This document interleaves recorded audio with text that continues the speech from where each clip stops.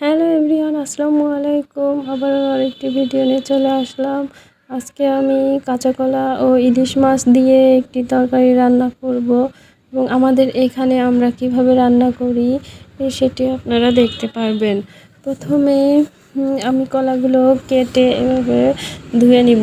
তাই ধোয়ার জন্য প্রথমে এর মধ্যে আমি পরিমাণ মতো লবণ ও হলুদ দিয়ে ভালোভাবে চটকে কলাগুলো মেখে আবার পানি দিয়ে ধুয়ে নিব।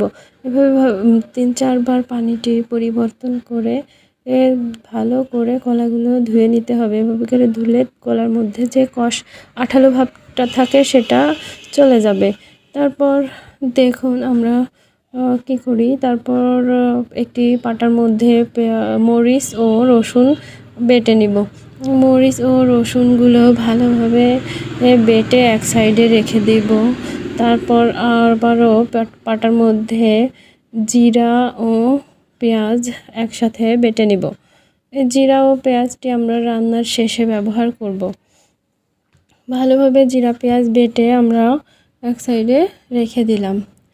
তারপর একটি বাটিতে মাছটি কেটে নিয়ে ধুয়ে পরিষ্কার করে লবণ ও হলুদ দিয়ে রেখে দিয়ে তারপর কড়াইতে তেল দিয়ে তেলটি গরম হলে আমরা মাছটি সামান্য পানি দিয়ে মাছ দিয়ে দিব। মাছের মধ্যে ভালোভাবে মরিচ ও মশলা দিয়ে আমরা মাছগুলো কষিয়ে নেব। তার জন্য এই দেখুন কিভাবে করছি। লবণটা ভালোভাবে দিতে হবে যাতে মাছের মধ্যে সম্পূর্ণ লবণ প্রবেশ করে। এভাবে করে মাছ কষিয়ে নিলে মাছটি খেতে অনেক মজা হয়। দেখুন এই পর্যায়ে আমরা পানিটি গরম হয়ে এলে এর মধ্যে বেটে রাখা মরিচ রসুন বাটা ও জিরা পেঁয়াজ বাটা দিয়ে দিলাম। এভাবে করে একটু নেড়ে মিশিয়ে দিব। তারপর পানি শুকানো পর্যন্ত অপেক্ষা করব। পানিটি শুকিয়ে গেলে আমরা মাছগুলো কড়াই থেকে নামিয়ে নিব। মাছ নামিয়ে নিয়ে এভাবে রেখে দিব। আমরা রান্নার শেষের দিকে মাছগুলো ব্যবহার করব। এবার আমরা কড়াইতে আরেকটু তেল দিয়ে দিব। তেল গরম হলে আমরা তেলের মধ্যে কলাগুলো দিয়ে দিব। এবার কলাটি ভালোভাবে নেড়েচে তার মধ্যে আবার পরিমাণ মতো লবণ ও হলুদ দিয়ে কলাটি আমরা ভালোভাবে তেলের মধ্যে নেড়েচেড়ে নেব। এভাবে করে প্রায় 1.5 থেকে 2 মিনিট আমি তেলের মধ্যে কলাগুলো ভালোভাবে নাড়াচাড়া করে নিব। তারপর আমরা কষানোর জন্য পরিমাণ মতো পানি দিয়ে দিব। পরিমাণ মতো পানি দিয়ে ভালোভাবে নেড়ে চেড়ে আমরা কলাটি ঢাকনা দিয়ে ঢেকে দিব। এভাবে করে রান্না করলে খেতে অনেক মজা হয়। এই পর্যন্ত যারা আমার ভিডিওটি দেখেছেন তারা আমার ভিডিওতে লাইক কমেন্ট এবং শেয়ার করবেন আর চ্যানেলটি সাবস্ক্রাইব করে পাশে থাকবেন। এভাবে যখন পানিটি ফুটে উঠবে তখন আমরা মরিচ ও রসুন বাটাটা দিয়ে দিব।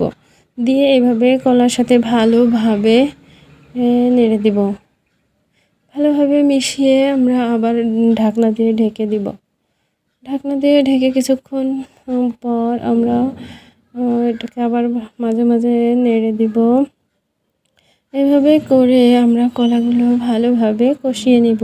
পানিটা শুকিয়ে এলে ভালোভাবে নাড়াচাড়া করে মরিচের সাথে ভালোভাবে মশলাটার সাথে কাঁচকলা আমরা এভাবে নেড়ে চেড়ে তরকারিটি কষিয়ে নিব। কষানো হয়ে গেলে তারপর আমরা ঝোলের জন্য পানি দিয়ে দিব। পানিটা ভালোভাবে পরিমাণ মতো দিতে হবে। তরকারির উপরে উপরে পানিটি থাকবে। তারপর আমরা একটি ঢাকনা দিয়ে ঢেকে দিব। ঢেকে দেওয়ার কিছুক্ষণ পর আমরা ঢাকনাটি তুলে নিব।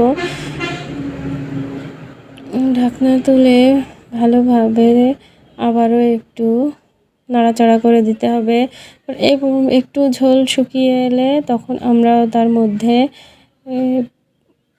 পেঁয়াজ ও জিরা বাটা দিয়ে দেব। জিরা বাটা দেওয়ার পর ভালোভাবে মিশিয়ে দিতে হবে।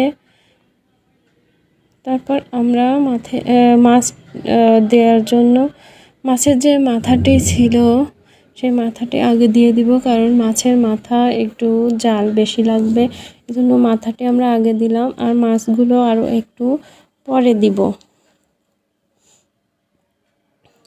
বেশি আগে মাছ দিয়ে দিলে আবার মাছটি ভেঙে যাওয়ার সম্ভাবনা থাকে, তাই আমরা মাছটি একটু পরেই দিয়ে দিব। দেওয়ার পর যখন ঝোল একটু শুকিয়ে আসবে তখন তরকারিটি নামিয়ে নিতে হবে। গলা তরকারি রান্নার সময় ঝোল বেশি শুকানো যাবে না, এটা খেয়াল করতে হবে, কারণ ঝোল শুকিয়ে গেলে কলা পরবর্তীতে ঠান্ডা হওয়ার পর একদম ঘন হয়ে যায়। কলা তরকারি